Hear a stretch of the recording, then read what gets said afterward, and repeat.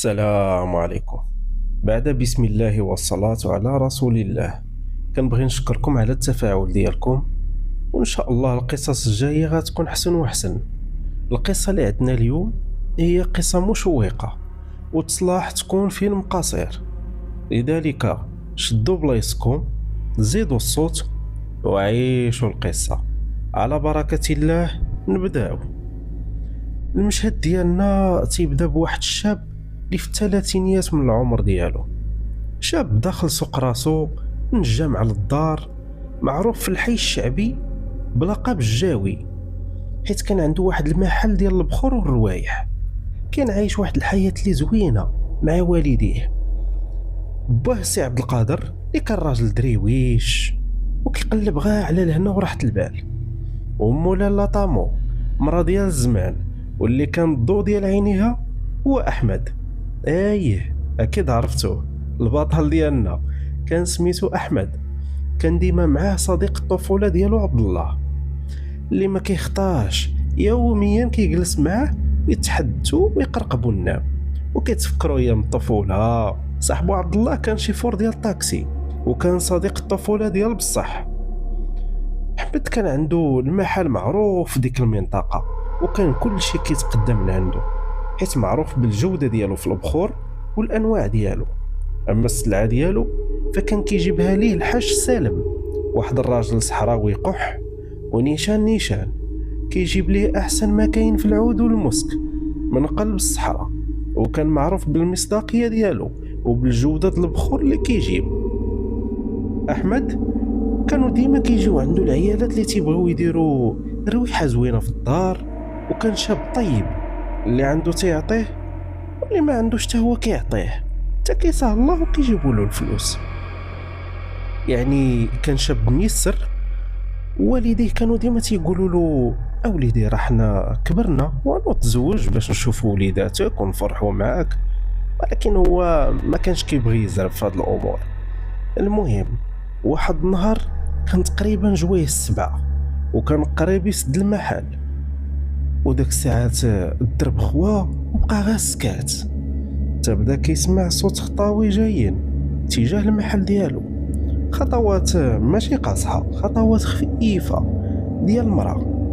تدخلت عنده الحانوت واحد البنت شابة يكون في عمرها 24 عام، ما عمرو شافها في الحومة ولا مع بنات الدرب ولا في السيكتور كامل، ولكن كان شابة زوينة، عينيها كبار وكحلين وفيها واحد الزين كيهبل، لابسة جلابة والريحة د العطر ديالها مميز.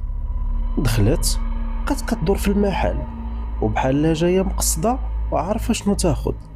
المهم خدات من عنده شي بخور وصافي خلصاتو، عطاتو واحد 100 درهم اللي كانت فيها شي تخربيقه بستيلو. احمد ما ردش البال، قال عادي شي دري صغير خربق ليا في الفلوس، شي خوها ولا وحشم يقول لها بدلي ليا الفلوس. صافي خلصاتو وخرجت مشات بحالها. تما من بعد جمع داكشي اللي كان هو خاصو باقي يدير وسد المحل وطلع بحالو للدار، تعشى اللي قسم الله ومشى لبيتو ينعس. وفاش حط راسو على الخديه تفكر ديك البنت، حيت كان اول مره يشوفها، بحال اللي بقى فيه الفضول وبقات له في بالو. صافي داتو عينو ونعس. لاغد ليه نفس الروتين دوز احمد واحد 4 ايام على نفس الحال، الدار ويجلس مع عبد الله. حتى لواحد النهار تولات جات عنده نفس ديك البنت اللي بالمناسبة سميتها سمية، غا شافها وهو يفرح. مور داك النهار بدات كتردد عليه بزاف د المرات، كل مرة تطلب انواع نادرة ديال السرغينة والفاسوخ. واحد المرة جاتو بحال مزروبة وطلبت واحد النوع خاص ديال البخور الصحراوي. قال ليها احمد لا هاد البخور راه ما عنديش دابا، حيت قليل والناس قلال اللي كيطلبوه. وهي تقول له سمية واش كتعرف شي حد يقدر يجيبو ليا؟ قال لها اياه لا انا اصلا واحد السيد هو اللي تيجيب ليا السلعه، ومن الصحراء نيت نقدر نوصيه ويجيبو ليا. ايوا تبسمت ودارت ليه ابتسامه اللي سحراتو، وجبدت مذكره صغيره كتبت نمرتها وقالت ليه هاك النمرة ديالي، غير توصلك السلعة صوني ليا. صافي احمد؟ قال لها واخا صافي لالا، غير توصل انا نعيط لك ونقولها لك. ايوا صافي تبسمات وخرجت. احمد مسكين ما كانش عارف بلي ديك النمرة كانت هي اول خيط في واحد الشبكة اللي غتلوى على عنقو واللي غتكون مثابة تحول في حياته.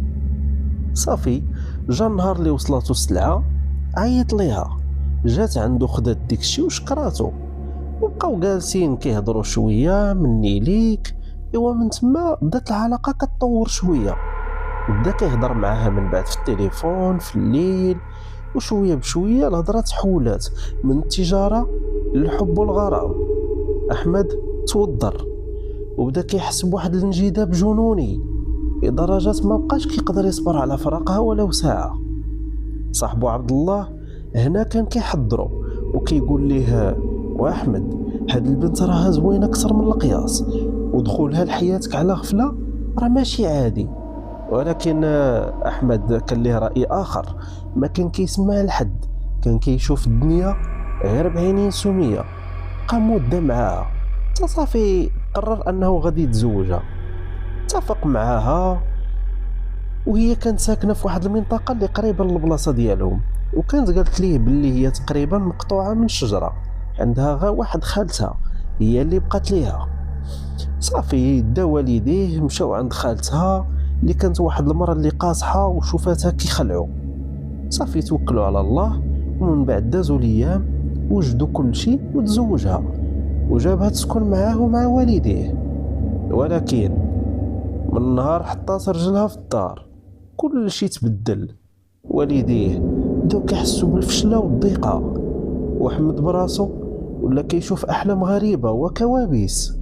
كيشوف راسو كيغرق في واحد البير ديال الدخان كحل، واحد المراه مجهوله كتضحك وراه بهستيريا.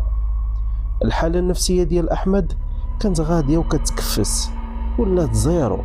وسميه كانت ديما كتخرج وكتمشي عند خالتها بحجه انها هي العائله الوحيده ديالها وما يمكنش تغبر عليها. واخا المعامله سميه تجاه احمد كانت بارده شويه وبحال ما مسوقاش. المهم دازو شهور واحمد باقي على نفس الحال، لما نقولوش زادت دهورت الحاله ديالو، بدا كيطيح وكينطق بواحد الصوت اللي ماشي ديالو. المهم حالته تدهورت بزاف، كان ديما كيجي مسكين صاحبو عبد الله هو اللي كيعتقو وكيديه للطبيب. والمفاجاه هو ان الطبيب ديما تيقول له زعما ما عندك والو، يمكن راه غا حاله نفسيه وصافي. داكشي علاش عبد الله جا واحد المره واقترح عليه انه يديه عند واحد الفقيه، ولكن احمد رفض بحجه انه محتاج غير يرتاح وصافي غيولي بخير. المهم حاول معاه مرارا وتكرارا وهادشي كامل بلا خبر مراتو. ومع الاصرار ديال عبد الله وتا ديال الوالدين ديالو، صافي داروا معاه واحد الوقيته اللي غيدوز عنده عبد الله في الصباح بكري وغيشدوا الطريق لواحد المدينه اخرى اللي فيها واحد السيد معروف تبارك الله بالحكمه وكيقولوا بلي عنده الرفقه الصالحه. جا داك النهار داز عبد الله عنده الصباح بكري، فطروا مجموعين، وقال لمراتو باللي راه عنده شي غرض غيقضيه وغيرجع. المهم شدوا الطريق، واخا احمد داك الطريق كامله عقلو ما بغاش يحبس من التفكير. المهم وصلوا عند الفقيه، رحب بيهم وعاود له احمد داكشي اللي كيحس بيه وامتى بدا هادشي وبلي راه غير مؤخرا باش تزوج. المهم الشيخ بدا يقرا عليه واحد شويه هو يحبس، وبحال بقى كيتصنت لشي حاجه اللي هما ما شايفينهاش. احمد ديك الساعه كان مشوش بزاف، وتا عبد الله كان مستغرب. وشويه هو الشيخ ينطق، هو يقول ليه بصوت اللي بشويه، قال له يا وليدي دارك خارجه منها ريحه بخور، ماشي اي بخور ولكن ديال التشتات. انت راه دايرين ليك المحبه العمياء، وكاين اللي كيسرق لك عمرك ورزقك وانت كتضحك. احمد في البدايه ما صدقش وحسب ليه الفقيه راه غير كيخرف. وخا الفقيه عطاه شي ماء مرقي وشي حجابات وقال ليه اتولي ترجع عندي من هنا 2 سيمانات. المهم احمد ما تسوقش وما خداش الهضره ديال الفقيه على محمل الجد، صافي ورجعوا بحالهم. في طريقهم بقى احمد تيقول لصاحبو عبد الله بلي هاد الشيء راه غير تخربيق وما كاينش منه، ولكن عبد الله كان كيقول له العكس وكيوصيه، كيقول له انت ما خاسر والو، دير داكشي اللي قال لك. المهم دازوا الايام وحاول انه هادشي يخبيه على مراته، تم داك المال المرقي ما اداهش معاه للدار، خلاه عند صاحبه. واحد النهار سمية قالت ليه باللي غادا تمشي تزور خالتها تاني، قال لها نمشي معاك. قالت ليه لا لا حقا بلاش، راه خالتي شفتي كي دايره وانا اصلا موالفه نمشي بوحدي، ما غاديش نجلس معاها بزاف، وانت اصلا مريض وعيان، صافي خير خليك ترتاح، ولكن راه نبقى نصوني عليك ساعه ساعه. قال ليها صافي، حيت اصلا ما كانش كيرفض ليها شي طلب. المهم واحد النهار قال نوض نجمع شويه بيتي ونقاد الدار، ما كاين ما يدار. فاش كان كيشطب وكيخمل واحد القنت في البيت، كان عنده شي صرف في جيبو، ما حنا باش ينفض واحد السداري هو يطيح له الصرف ما بين السداري والحيط. ايوا ملي بغى يزحزح السداري باش يجبد داك الصرف ويدفع داك السداري، ايوا هو تما لقى واحد الحاجه اللي عمرها طاحت ليه على البال. ورا السرير لقى واحد التقبه في الحيط مغطيه في طرف ديال الثوب كحل. جبدو وهو يلقى واحد الكموسه فيها العجب، لقى تصويرته هو ووالديه مضروبه بالبراوات، قفوله ديال الحديد مصديين. مشى كيقلب ليها في حوايجها حيت تصدم داك الساعات. والمفاجاه الكبيره لقى واحد الكناش صغير فيه طلبيات ديال البخور غالي ونادر، واسماء ديال شوافات كبار كتعامل معاهم سميه، ومعاهم مبالغ صحيحه كانت كتفرفرها من الحساب ديال الحانوت بلا اخبارو. تما فين فهم احمد الحقيقه، فهم الحقيقه المره. سميه عمرها بغاتو، كانت غير سخاره ووسيطه ديال الشوافات، تزوجاتو غير باش توصل للبخور النادر اللي كيجيب له الحاج سالم. وتستغل احمد وتستغل داك المحل للاعمال الشيطانيه ديالها. احمد مبقاش يواجهها وهو ضعيف، جمع راسو واتفق مع عبد الله والحاج سالم. الليله اللي رجعت فيها لقاتو جالس في الحانوت وكيوجد واحد الخلطه جديده ديال البخور، وهي تقول ليه بواحد الطريقه اللي فيها المكر. احمد شنو كدير؟ هو يجاوبها ببرود، قال لها كنوجد بخور الصدق اللي كيخرج اي واحد دخلها الدار ونيته غداره. ايوا في ديك اللحظه هو يدخل عبد الله ومع البوليس. هادشي بعد ما احمد حط واحد الشكايه بالنصب والشعوذه وبالادله اللي لقى.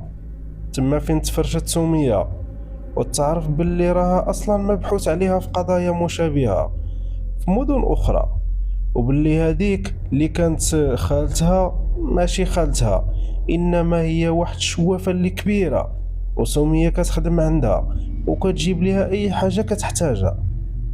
وبالمناسبه هي اللي كانت كتعطي لسميه شي حجابات اللي كانت كتديهم وكتحطهم لاحمد في المحل ديالو، وتم داك الفلوس اللي كانت عطاتو في المره الاولى الى عقلتو هذيك كانت فلوس كاتبه فيها شي طلاسم ولكن بواحد الطريقه اللي ما بيناش. ايوا تمايا عاد بدا كيرجع السينتا وكيعرف اش كان واقع ليه. ايوا ملي مشات سميه احمد طهر المحل ديالو وضرب كلام الله، من بعد شد داك الكموسه وداها لداك الفقيه اللي بطل ليه داك السحر.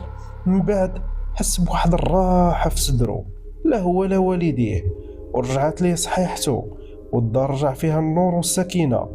من بعد الحاج سالم بقى فيه الحال وقرر يشارك احمد في مشروع كبير ديال البخور وديال الاعشاب، وتعلم باللي الريحه الزوينه ماشي ديما هي البخور ولكن هي القلوب الصافيه. ومن بعد احمد تزوج بواحد بنت جارهم اللي كانت دريويشه، كانت كتبغي غير في السكات، وعاش معاه واحد الحياه اللي زوينه بعيده على الدخان ديال الغدر. ايوا كنظن نتوما فهمتوا المعنى، ماشي غا احمد، ماشي كل من عطاك ريحه زوينه راه باغي ليك الخير، كاين اللي كيتبخر غير باش يغطي ريحه فعايلو الخانزه. الحذر واجب والنيه الصافيه ديما كتغلب السحر في التالي. كانت هذه هي قصتنا اليوم. شكرا حيت كملتوها حتى للتالي. تعرفوا ان شاء الله في قصة جديدة. خليتكم على خير وتهلاو.